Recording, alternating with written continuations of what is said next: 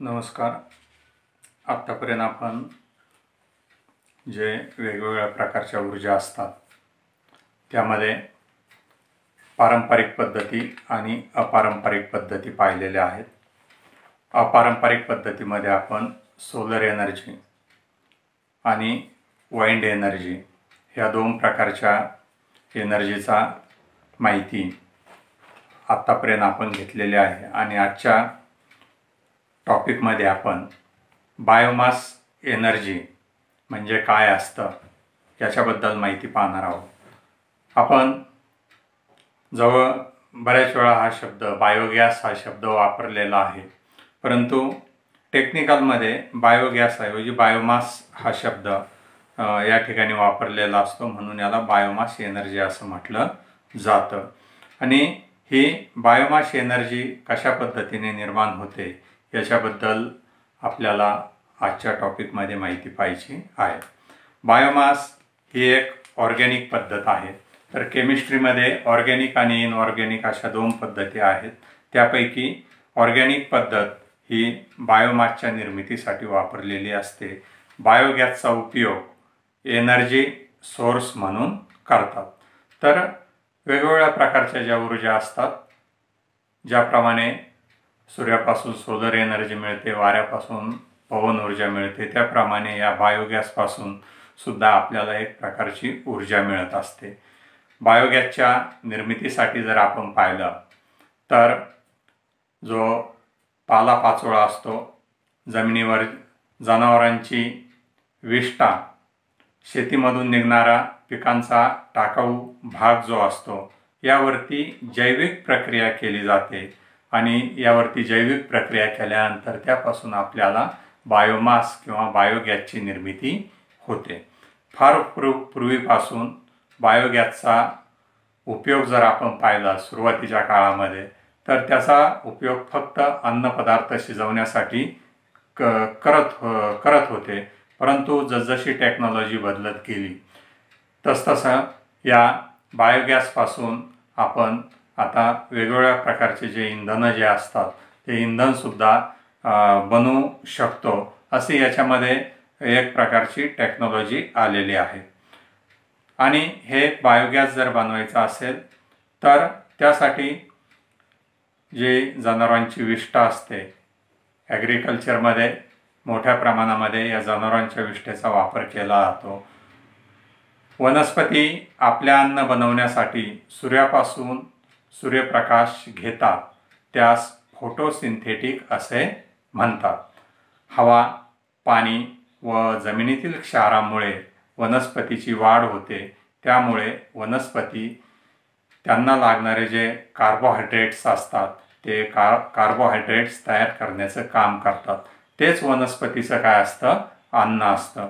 मानवाच्या शरीरास सुद्धा वनस्पतीपासूनच कार्बोहायड्रेट्स मिळतात.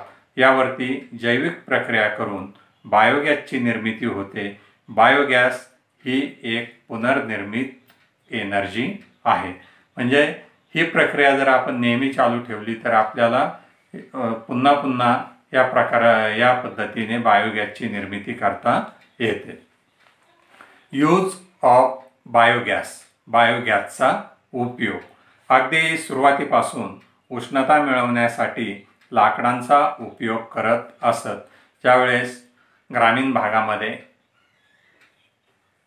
हे जे स्वयंपाकाचा गॅस जो असतो तो उपलब्ध नव्हता, तेव्हा पूर्वीपासूनच ग्रामीण भागामध्ये अन्न शिजवण्यासाठी, उष्णता मिळवण्यासाठी मोठ्या प्रमाणामध्ये लाकडांचा उपयोग केला जायचा. परंतु सध्या ग्रामीण भागात बायोगॅसचा सुद्धा वापर करतात.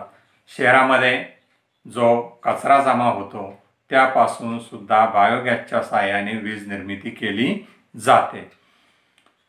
सध्या उष्णता ऊर्जेसाठी कोळसा, नॅचरल गॅस, पेट्रोलियम पदार्थ व इतर पदार्थाचा वापर करतात. म्हणजे बायोगॅस ही एक प्रकारची काय आहे? ऊर्जा आहे. आणि याच्यावरती जर आपण प्रक्रिया केली तर आपल्याला यापासून इलेक्ट्रिसिटी बनवता येईल, वेगवेगळ्या प्रकारचे इंधनं बनवता येतील. त्याचबरोबर या उष्णतेच्या साहाय्याने अन्नपदार्थ शिजवण्याचं काम सुद्धा या बायोगॅसपासून जो गॅस मिळणार आहे त्याच्या उष्णतेच्या साहाय्याने करता येईल. Aerobic and anaerobic bio conversion process म्हणजे या बायोगॅसचं रूपांतर करण्यासाठी कुठल्या पद्धती वापरलेल्या असतात. आता त्याच्यामध्ये पहिलं जे आहे बायो प्रॉडक्ट्स. तर या बायो प्रॉडक्ट्समध्ये converting biomass into chemicals for making products that typically made from petroleum. तर या बायोगॅसचे जे प्रॉडक्ट असतात त्याचं रूपांतर जर आपण रासायनिक पद्धतीच्या साहाय्याने वेगवेगळ्या इंधनामध्ये म्हणजेच पेट्रोलियम पदार्थामध्ये करू शकतो. दुसरी जी पद्धत आहे बायोफ्युल्स. तर या बायोफ्युल्स पद्धतीने converting biomass into liquid fuels for transportation. तर या पद्धतीमध्ये या बायोमासचं रूपांतर द्रवरूप इंधनामध्ये केलं जातं आणि हे द्रवरूप इंधन आपण वाहतुकीसाठी वापरू शकतो. म्हणजे ज्या वेगवेगळ्या प्रकारच्या वाहनं असतात त्या वाहनामध्ये इंधन म्हणून या द्रवरूप पदार्थाचा वापर आपण इंधन म्हणून करू शकतो. नंतर तिसरी जी प्रोसेस आहे पद्धत आहे बायो पॉवर. तर या बायो पॉवरमध्ये काय केलं जातं burning biomass directly or converting it into a gaseous fuel or oil to generate electricity. म्हणजे या पद्धतीमध्ये या बायोमासचा उपयोग आपल्याला विद्युत निर्मितीसाठी करता येतो म्हणून याला काय म्हटलं जातं बायो पॉवर असं म्हटलं जातं. तर या 3 पद्धती वापरल्या जातात. पहिली पद्धत आहे बायो प्रॉडक्ट्स, दुसरी पद्धत आहे बायोफ्युल्स आणि तिसरी पद्धत आहे बायो पॉवर. या 3 पद्धती मध्ये आपल्याला काहीतरी त्याच्यामध्ये चेंजेस करून वेगवेगळ्या कारणासाठी यामधील इंधन जे असतं ते वापरता येतं. त्यानंतर बायोमास अँड द एन्व्हायरमेंट म्हणजे या बायोमासचा याच्यावरती आपलं जे पर्यावरण जे असतं त्या पर्यावरणावरती काही परिणाम होतो का. आपण याचे बऱ्याच ठिकाणी प्लॅन्ट पाहिलेले असतील. ज्यावेळेस ह्या बायोगॅसचं ज्वलन केलं जातं, ज्वलन होताना कुठल्याही प्रकारचा त्यापासून कार्बन डायऑक्साईड वगैरे निर्माण होत नाही. म्हणून याचं इंधन झाल्यानंतर आपल्याला कुठल्याही प्रकारचं प्रदूषण त्या ठिकाणी होत नाही. यामध्ये सल्फर नसतो, ॲसिड रेनचा परिणाम होत नाही. त्याचबरोबर निसर्गातील वनस्पती कार्बन डायऑक्साईड घेतात व ऑक्सिजन सोडतात. त्यामुळे प्रदूषणाचं प्रमाण जे असतं ते प्रदूषणाचं प्रमाण कमी करण्याचं काम या बायोमासमुळे आपल्याला करता येतं. आणि यामध्ये ही जी पद्धत जी आहे आता यामध्ये आपण एक ॲसिड रेन म्हणून एक शब्द वापरलेला आहे. तर काही भागामध्ये ज्यावेळेस प्रदूषणामध्ये जास्त प्रमाणामध्ये वाढ होते आणि पाऊस जर पडला तर त्या ठिकाणी आपल्याला तो रेड कलरचा वगैरे त्या ठिकाणी पाऊस दिसतो. हा कशाचा परिणाम असतो त्या ठिकाणी असणाऱ्या प्रदूषणाचा. आणि हवेमध्ये जेवढं प्रदूषणाचं प्रमाण किंवा वेगवेगळ्या प्रकारचे विषारी वायू जर त्या ठिकाणी वातावरणामध्ये जर असतील तर त्या ठिकाणी आपण पावसाळ्याच्या दिवसामध्ये जर पाऊस जर पडला तर त्याचा कलर रंग जो असतो तो काय होतो बदलतो. म्हणून काही ठिकाणी मग अशी अंधश्रद्धा निर्माण होते का या ठिकाणी रक्ताचा पाऊस झाला, अशा कलरचा पाऊस झाला. तर ती काय असते अंधश्रद्धा असते आणि तो जो परिणाम होत असतो तो परिणाम कशामुळे होत असतो या प्रदूषणामुळे होत असतो. त्यानंतर पुढचा टॉपिक आपल्याला पाहायचा आहे युजिंग ऑफ बायोमास एनर्जी. या बायोमास एनर्जीचा उपयोग कशासाठी केला जातो. बायोमास एनर्जीचा उपयोग फक्त उष्णतेसाठीच न करता वेगवेगळ्या कामासाठी केला जातो. तर हे जे वेगवेगळे कामं जे आहेत मग यामध्ये उष्णता असेल, बॅक्टेरियल डिके असेल, फर्मेंटेशन असेल, असं वेगवेगळ्या कामासाठी याचा उपयोग केला जातो. बायोगॅसमध्ये जी ऊर्जा सामावलेली असते ती रिलीज करण्याच्या खालील 3 पद्धती आहेत आणि त्यामधील पहिली जी पद्धत आहे बर्निंग. या पद्धतीमध्ये बायोगॅसचे ज्वलन करून उष्णता मिळवता येते तसेच त्या उष्णतेपासून विजेची निर्मिती करता येते. याला म्हटलं जातं बर्निंग असं म्हटलं जातं. दुसरी जी पद्धत आहे बॅक्टेरियल डिके, तर मृत वनस्पती व प्राणी यावरती बॅक्टेरिया वाढतात.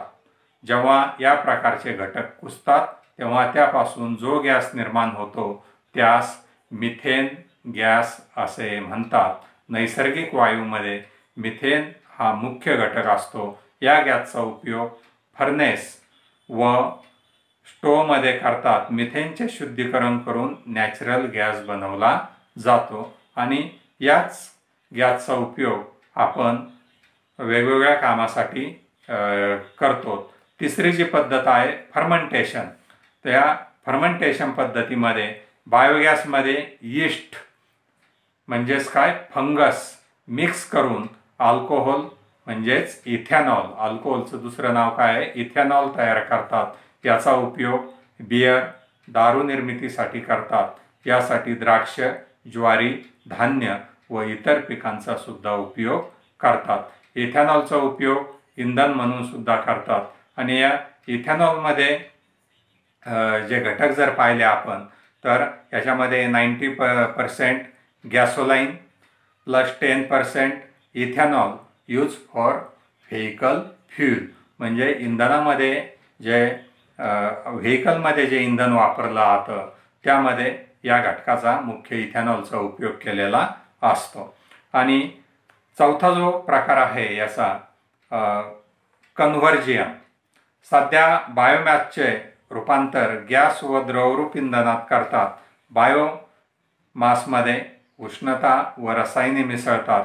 यांचा उपयोग उष्णता मिळवण्यासाठी व वाहनांमधील इंधनासाठी केला जातो. तर अशा वेगवेगळ्या पद्धतीचा उपयोग करून आपण बायोगॅसमधील जी एनर्जी असते ती एनर्जी रिलीज करण्याचा प्रयत्न करत असतो. त्यासाठी कुठल्या 4 पद्धती वापरतात? पहिली आहे burning, second bacterial decay, third fermentation आणि फोर्थ कन्व्हर्जियन.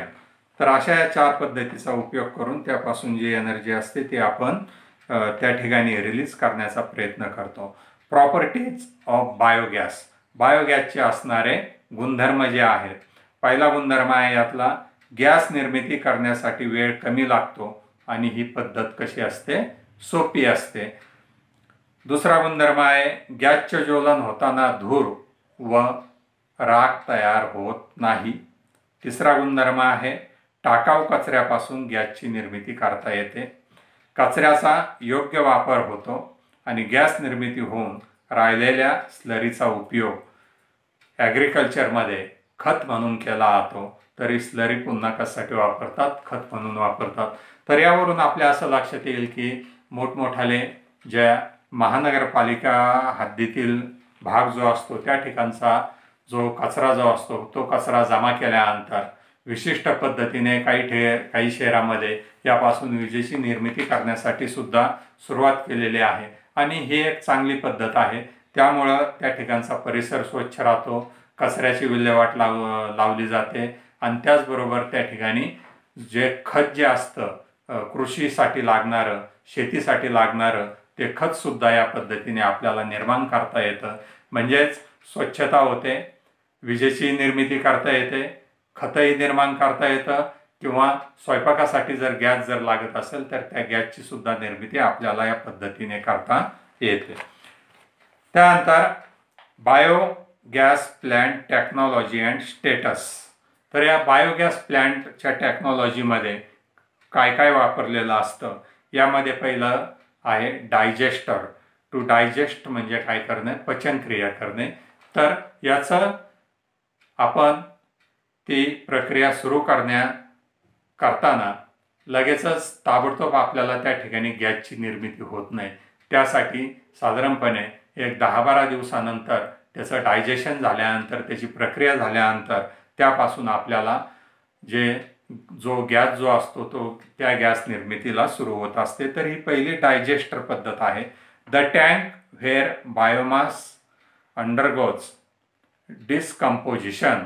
तर मग हे शेण वगैरे त्या टाकीमध्ये टाकल्यानंतर ते डिकम्पोजिशन होण्यासाठी जी प्रक्रिया लागते त्याला डायजेस्टर असं म्हटलं जातं किंवा डायजेशन असं म्हटलं जातं. दुसरी जी पद्धत आहे मिक्सिंग टँक.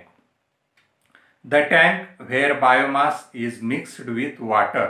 म्हणजे ज्या टाकीमध्ये हा निर्माण झालेला बायोगॅस त्या पाण्यामध्ये काय केला जातो, मिक्स केला जातो आणि त्यासाठी मिक्सिंग टँकचा वापर केला जातो. नंतर चौथं जे आहे outflow tank. The tank where slurry of biomass is collected. म्हणजे त्यामध्ये बायोगॅस निर्माण झाल्यानंतर त्यापासून जी उरलेली स्लरी जी असते ती ज्या टँकमध्ये आउटपुटला येते, बाहेर पडते, त्याला आउटफ्लो टँक असं म्हटलं जातं आणि ही स्लरी नंतर खत म्हणून वापरली जाते. चौथे जे याच्यामध्ये पद्धत आहे अरेंजमेंट टू स्टोअर गॅस. म्हणजे ज्या वेळेस पालापाचोळा असेल, जनावरांची विष्ठा असेल किंवा कचरा असेल, त्याचं डायजेशन झाल्यानंतर त्यापासून निर्माण होणारा जो गॅस आहे त्या गॅसचं पुन्हा आपल्याला काय करावं लागतं, एका टँकमध्ये व्यवस्थितरित्या तो गॅस स्टोरेज करावा लागतो आणि त्यालाच काय म्हटलं जातं, अरेंजमेंट टू स्टोअर गॅस. त्यासाठी एक टाकी ठेवलेली असते आणि टाकीमध्ये हा गॅस काय होत असतो, नंतर जमा होत असतो. पुढचा जो टॉपिक आहे classification of biogas plant. Biogas प्लॅन्टचे वर्गीकरण. याच्यामध्ये पहिली जी पद्धत आहे कंटिन्युअस टाईप और बॅच टाईप. म्हणजे एकदा सुरू झाल्यानंतर कंटिन्यू त्यामधून बायोगॅसची निर्मिती होते किंवा ठराविक अंतराने त्यापासून गॅसची निर्मिती होते. आणि सेकंड जी पद्धत आहे drum type and dome type, ही एक पद्धत वापरलेली असते. यामधील पहिली जी पद्धत आहे कंटिन्युअस टाईप और बॅच टाईप पद्धत, यामध्ये बायोगॅसचा पुरवठा सतत होत राहतो आणि याच्यामध्ये पुन्हा दोन पद्धती पडतात. Single stage continuous type biogas plant. तर या पद्धतीमध्ये या दोन्हीसाठी सुद्धा एकच चेंबर वापरले जाते. या प्लॅन्टची रचना साधी व सोपी असते, खर्च कमी असतो, साईज या प्लॅन्टची मध्यम असते, यामधून गॅसची निर्मिती सुद्धा कमी होते. आणि दुसरी जी कंटिन्युअस टाईपमधली दुसरी जी पद्धत आहे two stage continuous type biogas plant. म्हणजे याच्यामध्ये दोन स्टेज केलेले असतात. या प्रकारच्या प्लॅन्टमध्ये ॲसिड फॉर्मेशन व मिथेन फॉर्मेशनसाठी स्वतंत्र चेंबर वापरलेले असतात. या प्रकारच्या प्लॅन्टमध्ये कमी वेळेत जास्त गॅस निर्मिती होते. ही पद्धत थोडी अवघड असते. प्लॅन्टसाठी खर्च जो असतो तो खर्च यामध्ये पहिल्या पद्धतीपेक्षा जास्त येतो. प्लॅन्टची साईज मोठी असते आणि मेंटेनन्स याचं थोडंसं पहिल्या पद्धतीपेक्षा अवघड असतं. नंतर दुसरी जी पद्धत जी आहे बॅच टाईप बायोगॅस प्लॅन्ट. या प्रकारच्या बायोगॅस प्लॅन्ट गॅसची निर्मिती होण्यासाठी अवधी जास्त लागतो. एका बॅचचे डायजेशन होण्यासाठी 30 ते 50 दिवस लागतात. बॅचचे पूर्ण डायजेशन झाल्यानंतर नवीन मटेरियल चार्ज केले जाते. नंतर नायट्रोजनेशन होऊन 10 ते 15 दिवसांनी गॅसची निर्मिती होते. 30 ते 50 दिवस गॅसची निर्मिती सुरू राहते. म्हणजे याच्यामध्ये दुसरी जी पद्धत आहे बॅच टाईप बायोगॅस. बॅच म्हणजे काय, एक ठराविक विशिष्ट कालावधीनंतर जी आपण प्रक्रिया सुरू करतो त्याला बॅच असं म्हटलं जातं. तर यामध्ये पहिला त्या टँकमध्ये काय जे जनावरांची विष्ठा किंवा कचरा वगैरे जो टाकलेला असेल, पालापाचोळा टाकलेला असेल, त्याचं फर्मेंटेशन होण्यासाठी साधारण 30 ते 40 दिवस लागतात आणि ते झाल्यानंतर त्यापासून पुन्हा गॅसची निर्मिती सुरू होते. आणि ही निर्माण झालेला जो गॅस असतो तो आपल्याला पुन्हा व्यवस्थित स्टोरेज करावा लागेल आणि पुन्हा त्यापासून निर्माण होणारा गॅस थांबल्यानंतर त्या ठिकाणी ती प्रक्रिया थांबते आणि पुन्हा बॅच त्या ठिकाणी स्टार्ट करावी लागते. तर अशा ह्या एका बॅचमध्ये निर्माण झालेला गॅस जो असतो तो पुन्हा दुसरी बॅच येईपर्यंत किंवा दुसरी बॅचची प्रक्रिया होईपर्यंत तो गॅस आपल्याला वापरता येतो. म्हणून याला बॅच टाईप बायोगॅस प्लॅन्ट असं म्हटलं जातं. याचे फ्युचर जे आहेत, सायलेंट फ्युचर जे आहेत, पहिलं आहे गॅसची निर्मिती सतत न होता काही दिवसाच्या अंतराने होते, म्हणजे गॅसची निर्मिती सतत होत नाही या प्लॅन्टमध्ये. यामध्ये अनेक डायजेस्टर चेंबर वापरता येतात. डायजेशनसाठी वेळ जास्त लागतो. फर्मेंटेशनसाठी सुरुवातीस सीडिंगची आवश्यकता असते. सीडिंग म्हणजे काय असतं, तर जे जैविक घटक असतात किंवा जे जे त्या ठिकाणी फर्म लागणार आहेत, जे बॅक्टेरिया लागणार आहेत, त्या बॅक्टेरियाचं सुरुवातीला त्या चेंबरमध्ये सीडिंग करावं लागतं आणि नंतरच त्या फर्मेंटेशनला ची प्रक्रिया सुरू होते. डायजेशनसाठी चेंबर मोठ्या साईजचे लागतात. तर जे टाक्या वगैरे असतात किंवा RCC पासून त्या ठिकाणी जे चेंबर बनवलेले असतात त्याची साईज मोठ्या साईजचे ते लागतात. ऑपरेशन व मेंटेनन्स थोडे याचे किचकट असते. तर अशा पद्धतीने ह्या ज्या पद्धती आहेत बॅच टाईप बायोगॅस आणि त्याचे आपण फ्युचर पाहिले. त्यानंतर दुसरी जी पद्धत आहे फिक्स्ड डोम टाईप डायजेस्टर, म्हणजे याच्यामध्ये जे डायजेशनसाठी प्रक्रिया वापरली जाते त्याच्यामध्ये दोन प्रकार वापरले जातात, फिक्स्ड डोम टाईप डायजेस्टर आणि दुसरं जे आहे फ्लोटिंग गॅस होल्डर.